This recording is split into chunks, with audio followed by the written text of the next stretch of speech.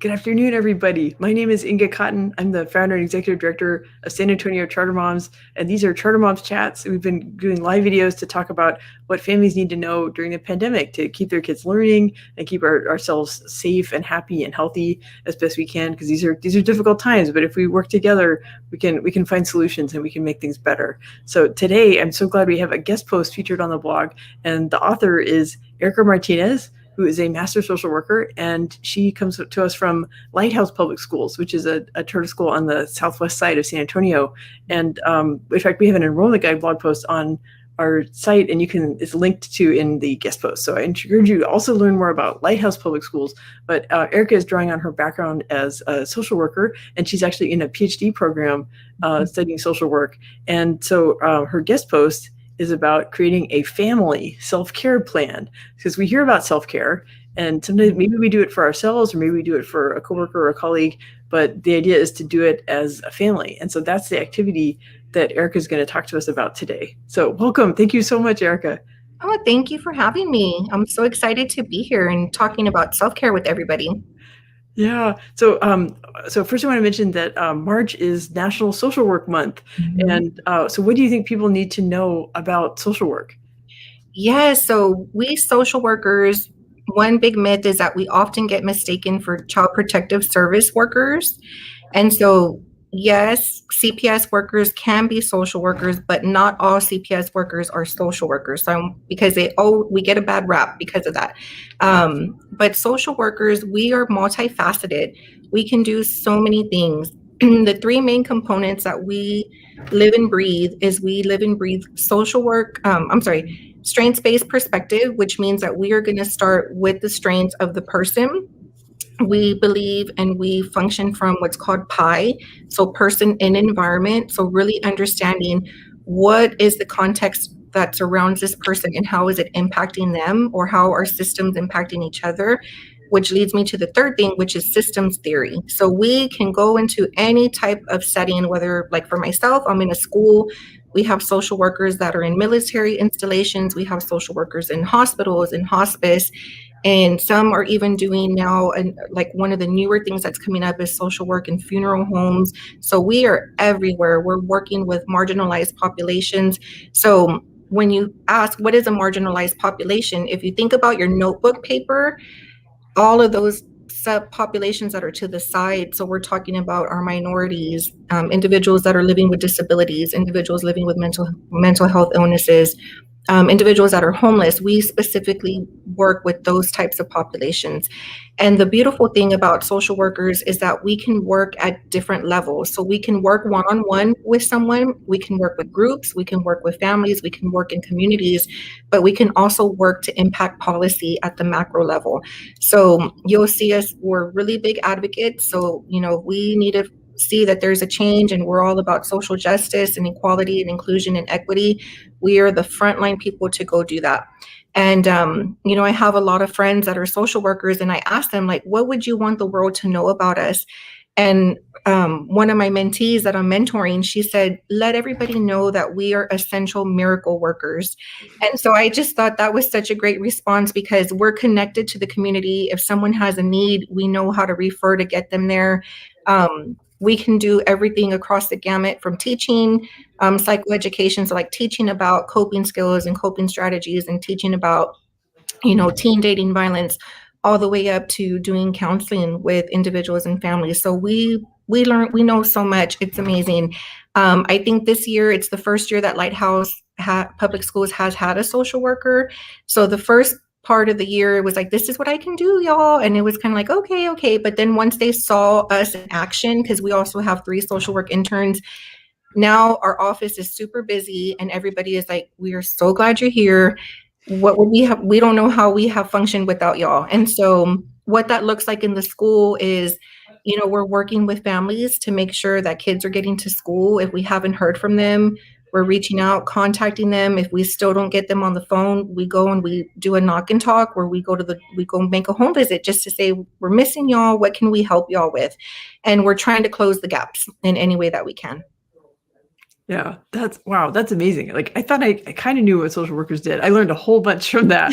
And Good. I can really understand why it's so essential to have those perspectives in the school setting.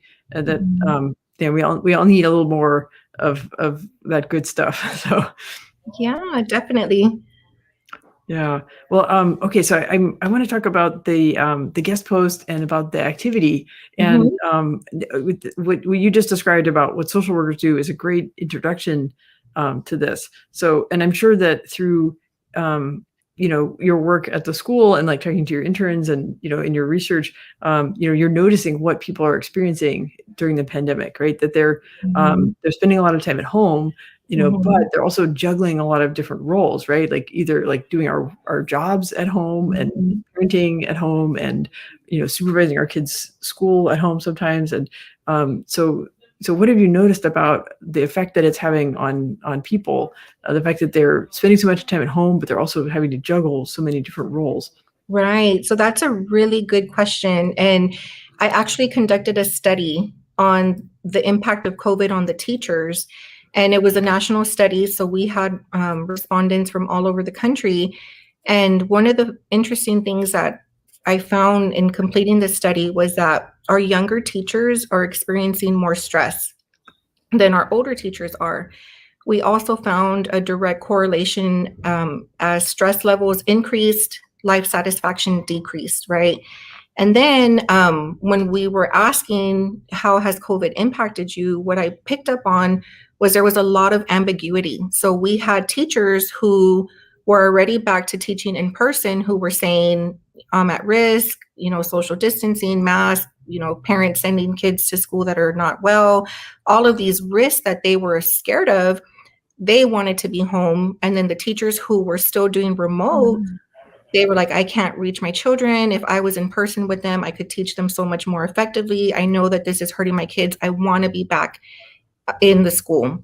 We also noticed that we had people who were saying, what's causing me stress is not being able to see my family. And then on the flip side, we had people saying, what's causing me stress is that my family wants to get together for Thanksgiving and have these gatherings. So it seemed like no matter which direction we were going, we could never get it right. And so I did that study, and then I was looking at some of the trends that I was seeing here at the school, and it was very much the same thing. We had parents who were sending their kids to school who were like, am I doing the right thing by sending them to school? What if they get exposed to this virus?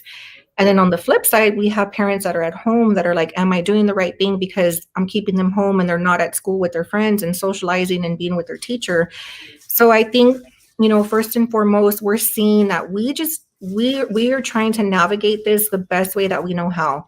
We have never been in a situation like this before. So we are questioning everything that we're doing because we don't have any past experience to pull from. And so that's some of what I'm seeing is just the stress of, are they going to get exposed? For the parents that are sending children to school, the ones that are home, yet they're still juggling. All of us are. Our teachers are juggling between in person and online students. Our parents are working and trying to make sure the kids' assignments are getting through. So there is just multiple hats. But I think that one of the things that this does is it raises awareness to things that we have been doing mostly as mothers, working mothers have been doing for years since we've entered the workforce. When we had that uptick in the 80s where more women started entering the workforce, this is what we've been doing. We've been juggling between getting our kids to school, putting dinner on the table, going to work, taking care of our personal needs. Now it's just been magnified, what we're going through. So hopefully this will give us a springboard to say, how can we make some more impactful changes in the workplace? How can we make some more impactful changes with policy to say, if this is the experience of working mothers, what can we do to support and help? That's my hope Right. as a social worker. Right, the advocacy, the policy. Yeah, Yes. wow. There's so much truth in what you were saying and how you summarize it. And I'm so glad that like it's based on data from your study. It's also it's validated by the experiences of what folks in the Lighthouse community are experiencing. And then what really struck me was what you talked about is the ambiguity, is that like we're all dealing with these dilemmas. And those of us who have our kids at distance learning, we're worried, oh, they're missing out. They don't get to see their friends, but then the families who have their kids on campus are saying, what if they're getting exposed to germs? Right. How is this safe? And having feelings of guilt of, Right. not being with their kids as much. And man, and then you're describing it based on the study, like how teachers were experiencing it, right? That, whether they're teaching remotely or on campus. Yeah. Yep. So we're seeing it from both ends. We're seeing it from the teachers, we're seeing it from the parents. And, what I can say, and I try to reassure parents in both settings, is that we're just trying to do the best thing that we can. And just tell yourself and reassure yourself that you made the best decision with the knowledge and the experience that you have to make that decision. And to also understand that right now, one of the things, in essence, if we can look at a silver lining of what COVID has done, is it's allowed some flexibility in the school. So for example, here at Lighthouse, we've had some parents that have students at home and they call us and they're just like, this is really hard. My child is struggling, and we're able to bring that student into the school the very next day. And then the same, we might have a child who's in person. Oh, sorry, I'm on automatic lights. Yeah. And so then we might have a student who's in person, who the parent, when we saw the cases increasing here in Bexar County, we had some parents call and say, the cases are rising, I'm just not feeling more comfortable. And the very next day, we were able to switch them over into remote learning. So we have that flexibility to be able to just, the way I see it is, we're linking arms with the parent, we're walking alongside them on this journey together, and we're just here. You are the pilot, we're your tour guide. So like, if you need to go one way or the other, we're here to help do that. Yeah. And you talked about the challenges that working mothers have been experiencing for a long time, as far as trying to do our best on our work, but also be responsible mothers and find time for ourselves, and keep strong relationships with our spouses. That's always been a challenge, but it's especially hard during the pandemic. But if there is a silver lining for it, maybe it's that this has drawn attention to how difficult it is to juggle those things. And maybe the kind of flexibility that you're describing of how Lighthouse, manages these learning settings, maybe in the world more broadly, the systems could be more flexible to allow working mothers, working parents, to have flexibility to try to meet the needs of those different areas of their lives better. Yes, most definitely. Yeah. Yeah. Boy, these are big issues for a Friday afternoon, but but it feels good to talk about it, articulate it, and the way you're explaining it makes a lot of sense. So, yeah. Well, I wanted to ask you. Okay, so the activity is geared towards self-care, but in the post you talk about how there's sort of these stereotypes about self-care, that it might be like bubble bath or candles or but it doesn't have to be a big production like that. It's like self-care is it's different. So, but how would you define self-care? What's like a useful definition that we can it helps us? Yeah, I like to use an analogy, and you're right. We oftentimes, when you hear the word self-care, you're thinking spa, cucumbers with your hair up and the soft plushy robe.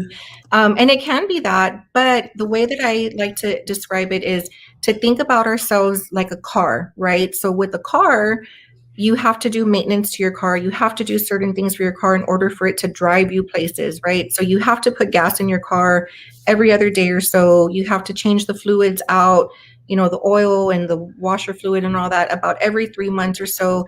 And then about every year, you have to get the annual inspection, get your, tune up and all that good stuff. And it's the same thing with us.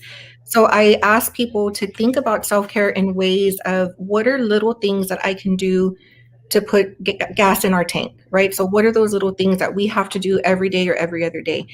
Sleep, eat, drink water, get some movement, get some sunshine. That's self-care.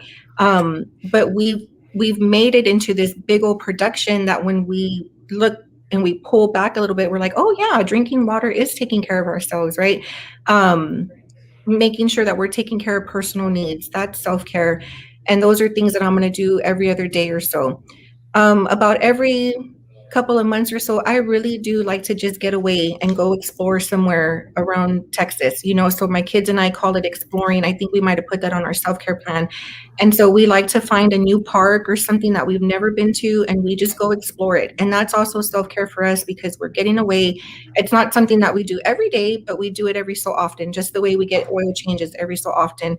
And then when we think about those big things, well, then that would be like our vacation, right? It looks a little bit different because of COVID, so we haven't done our vacation yet, but we're trying to modify that this year. My husband and I were talking about yesterday, what can we do for a vacation where it's still safe and so still doing something that's true to what we like to do. And so that's how I like to define it, is that it's your way of taking care of yourself and doing something that, one, is taking care of your physical needs, your mental health needs, and your spiritual needs. Yeah, I made a printout and I'll put this up by the Oh, camera. I love yay! it. I love this. It's in the blog post. So anybody wants to like look, I think it's great that you put the actual one for your family. And then because I'm going to do this with my family this weekend. So this is the template, and there's a link to it in the blog post. So I think this is a great tool, and I made sure to link to and credit to the site that created it. So, but what a great post you made, because it pulls together these resources, and it can feel overwhelming that there's like so much stuff out there on the internet. And, I feel like what SA Charter Moms is trying to do is like curate, it's like drawing the expertise of people like you in the community and just focus in on, okay, these things are worth your time. Like these things will make your life better out of all the things that are out there. And, and if there's stuff that you don't get to, that's okay. No guilt, but the resources here for when the inspiration strikes. It's time to write the plan. Most definitely. And that template was created by a social worker as well. And so we social workers, we can do so many things. That's right. So one of the great things about the post is that you give guidance about for either, so this template, I think you describe either like using it as a family, or like, older kids can make one. But you talk about how to tailor a self-care plan, like for young kids or for like middle grade kids. And then you've got links to videos. There's videos embedded in the post. And so I was wondering if you could talk about like how do you think the self-care plan idea like works at different ages? Yeah, definitely. I think for anyone, we can just talk about what is self-care, right? So even having that conversation with our kids, and what does that look like for us? It's taking care of ourselves. So how do we take care of ourselves? And just having that conversation, like what are some things that we do to take care of ourselves? So when I have 3 boys, by the way. I even had a bird and he was a boy, and I had a dog and he was a boy. So I'm in a house filled with boys.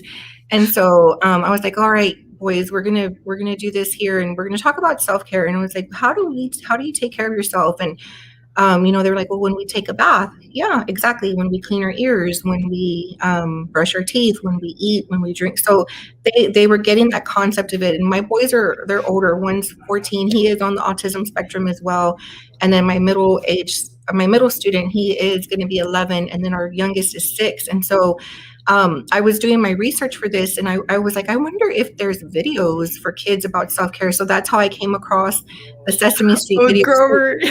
So they came in when I was watching it, and my littlest one, his name is Eric, and he's like, Mom, why are you watching Sesame Street? And I was like, we're going to do something with this, but I like how it talks about just doing things that are good for your body, doing things that are good for yourself. And also, I think it's a good opportunity to introduce things that we may not be inclined to think about. I know for me growing up, I had never heard of yoga until I got into college.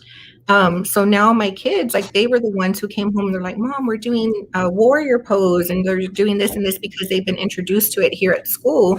So it may introduce some new concepts to families, which is great, especially with Mr. Grover. And that was for the preschoolers, because Sesame Street, we all love it, right? And then when you're looking at making the self-care plans, even giving them magazines to look at pictures of something that they might like to do or experience as a way to take care of themselves, and gluing that picture to the template. And then for our older kids, there's a read aloud book called The Good Egg. And so I liked how, he's a part of a dozen, and this dozen is doing all these kinds of things. And then he goes, because he starts getting cracks. And so he goes and he starts doing all of these things that he enjoys and he likes, and he's taking care of himself. So his cracks start to go away.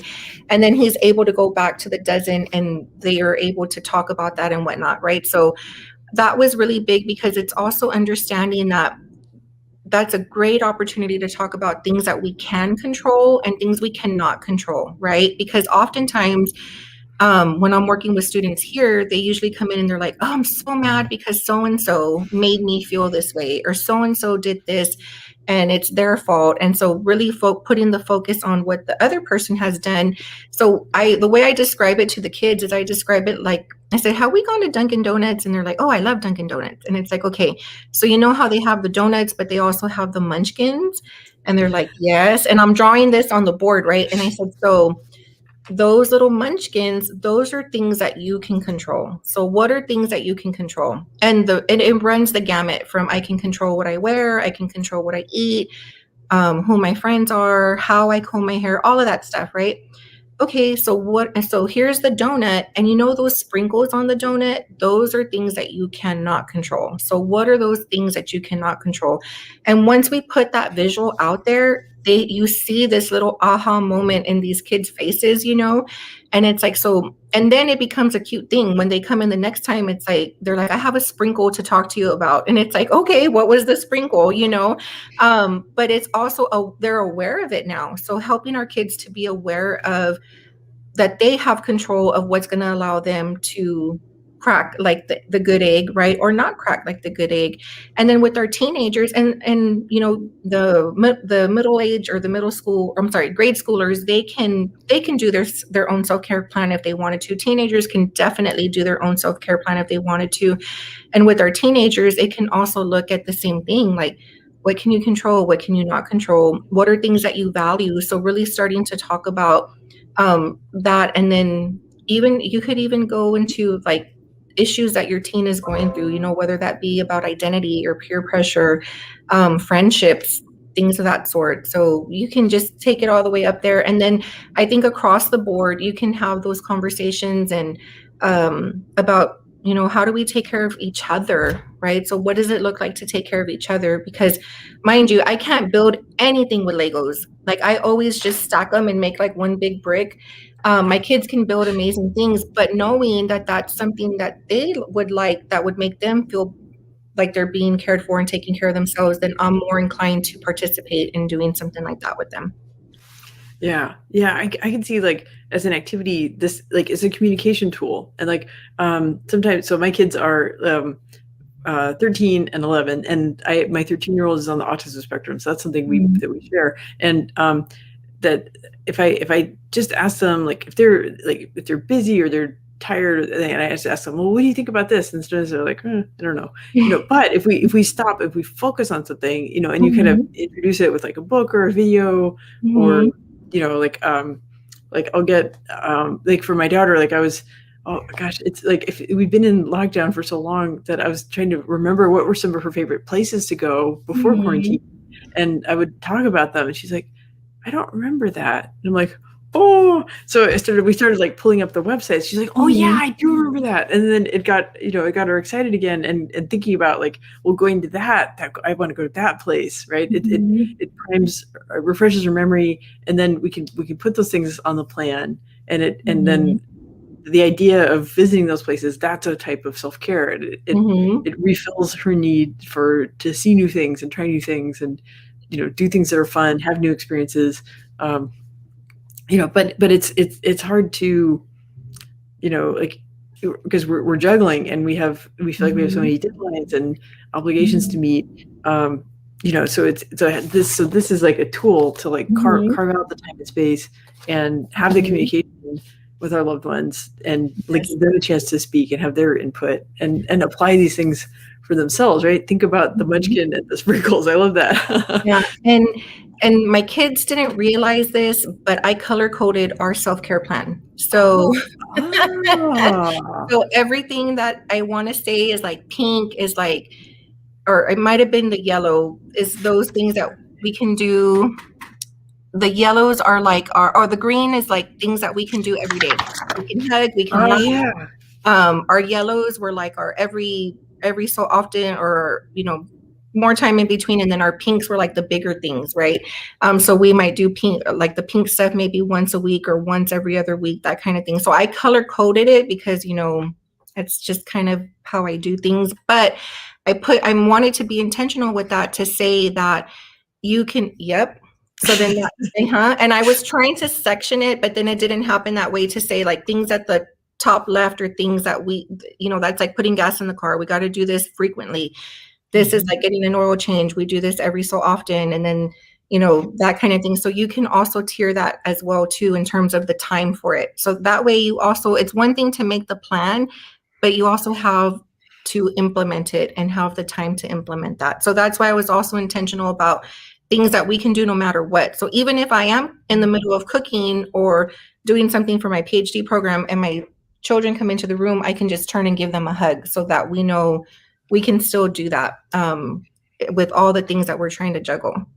Yeah. Well, hey, we're getting some comments on the Facebook Live. I want to share these affirmations. Annie, thank you, Annie.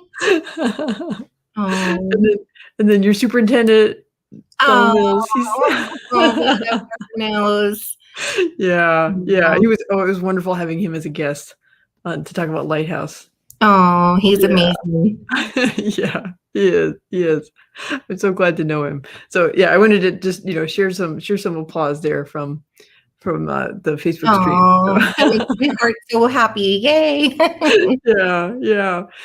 So I will. Speaking of Lighthouse, so like this the self-care plan. This is something that you've used with. Well, you mentioned using it with your interns, but you've also are going to be using it with students at Lighthouse, right? Yep. So one of the first things that I did when I got here, I got here in July, and then our teachers came in August, was I had the same conversation with the teachers, and I gave them that same template. And we've been talking about self-care. So for the first semester, every Monday, I was sending something out about self-care. Or we did a 28-day like self-care challenge, and we were posting pictures of what we were doing for self-care. And then same thing, when the interns came in, it's like, let's do the self-care plan. And then what we also do is we meet with the teachers twice a month. And so we go in, we meet with them, and that's one of the things that we ask: how is your self-care plan working for you? Is there anything we need to change? Are you getting your self-care in before we go on any type of a break? So like our Thanksgiving break, our winter break, spring break, that week leading up to that, we're asking them, what is one thing for self-care that you're going to do this week? And so having those conversations so that they go into the breaks with a plan, because sometimes we go into a plan, we're like, I don't want to do anything, but really we do want to do something, right? So it's like, if we have that plan of, I want to make sure that I do this, then we know that we can do it. And then when they come back, we follow up, like, how did your break go? Did you do what you had set out to do? Yes, no. So for our students, what we're going to do is the week of April 12th through 16th, we're going to start having introducing self-care to them in the same way. So we're going to be talking about, how do we take care of ourselves? What are things that you do that will make you feel calm and happy, and all those warm fuzzies. And then we're going to have them go through their little self-care plans as well. And then we've shared this on our Facebook post too. So hopefully our parents are seeing this. And then of course, we can get templates and we can go through self-care planning and all that good stuff too. So I'm excited to see what that's going to look like for our students. It's the first time that we've introduced it to them, but I think when you think, and then the other part to it too, is that especially for us moms, we get into this thing of, it's selfish to take care of ourselves, right? Or it's selfish for us to do something for ourselves before our family or our children. And that is just one of those things that we have to keep reminding ourselves that. And it's funny because I have my cup here and it's empty. I cannot pour from an empty cup, right? So if I have nothing to put in there, I have nothing to give you.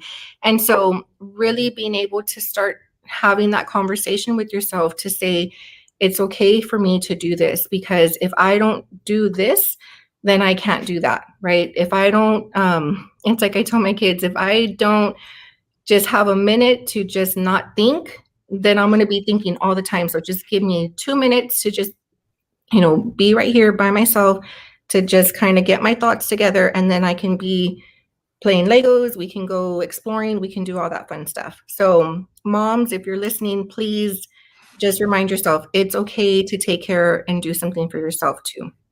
Yeah. Speak up about your needs because your needs matter too. Yep, Yeah. definitely. Yeah, that's a really important message. I wanted, we have a comment from Donald Mills. He says, massage. Yes. I love that. That's brilliant. But it doesn't have to take 2 hours, right? It can be 2 minutes as a mom, if that's all the time you have. Just 2 minutes of quiet and breathing. Yes. That can help me. Dr. Mills was the first one who completed his self-care plan, and he's got it posted in his office. So when I sent it out, and maybe, 30 minutes later, I walked into his office and I saw it posted, and he's like, I already did my self-care plan. I was like, yes, somebody is listening. Like, yay. So it's just a little personal high five for me when I see somebody.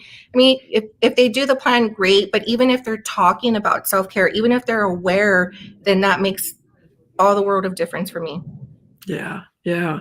Well, okay. So I want to be sure. And I think through this, we've gotten some insight about the school culture at Lighthouse Public Schools, about like how intentional that you all have been about caring for the teachers, encouraging them to practice self-care, and, the idea of extending this to the students, and, encouraging families to use it for themselves. And what I hope is that families watching this video, or, you doing this activity at home, that it opens their minds to how to practice self-care, but also like, hey, here's a school where self-care is integral to the school culture. So I was wondering if you could just talk a little bit about Lighthouse Public Schools, and like how families can learn more, how they can enroll their kids.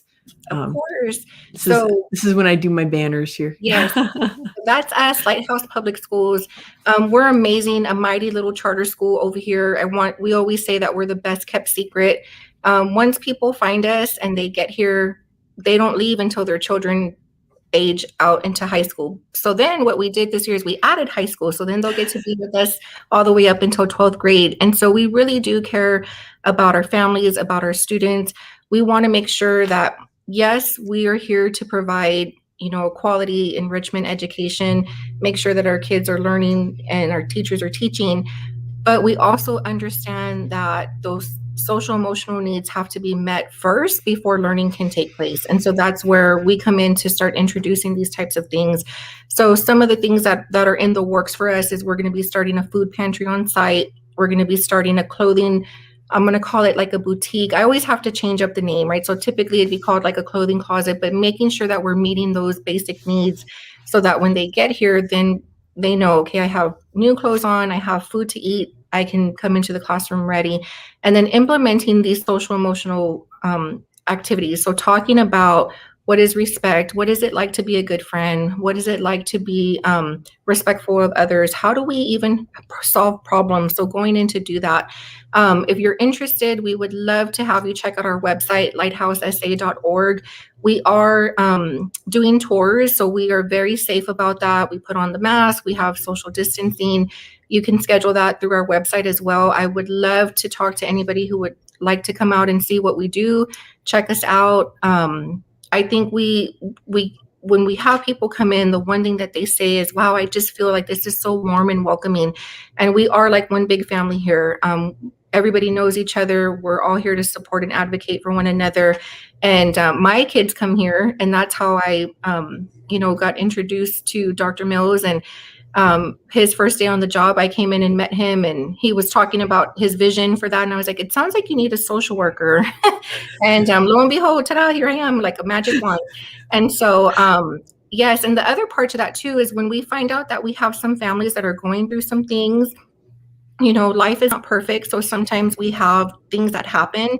I'm here to connect families to resources within the community, to link them to services, to do whatever we can to support that family so that the child can continue to learn and grow.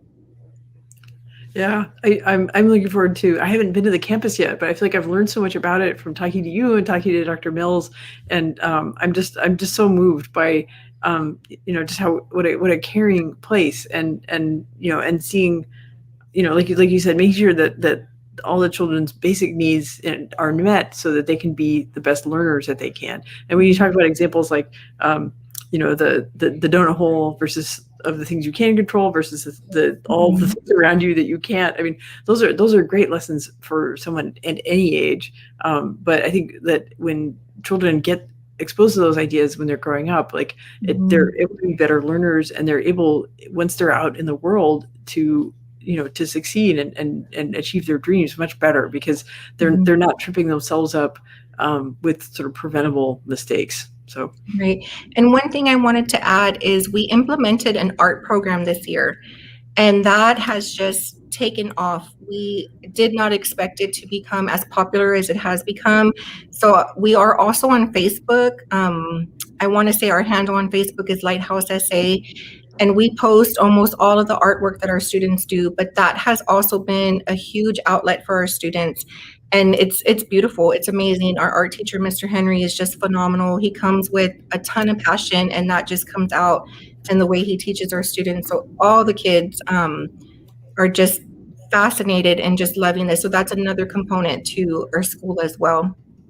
I found I pulled up the URL. There we are. I've been blown away. I mean, the projects are like, they're so creative, and I mean, they look like they could be, like, I mean, they're these like big canvases, and they could be in a gallery, but you can see like all the like loving care, all the little details from little hands, Yes. and then there's pictures of them making the stuff, and you just see how much joy they're having with the making of it. Yeah. It's amazing. So when we post like the big pieces, just know that all of those big pieces are collaborative projects. So every student in the school has had some part of making that art piece, which makes it even that much more special. Yeah. No, I mean, it's an expression of the joy of the community coming together, and I think that makes, like, with all the bright colors and lines that but it's all the more pleasing because that it was a team effort from all the students. Yeah.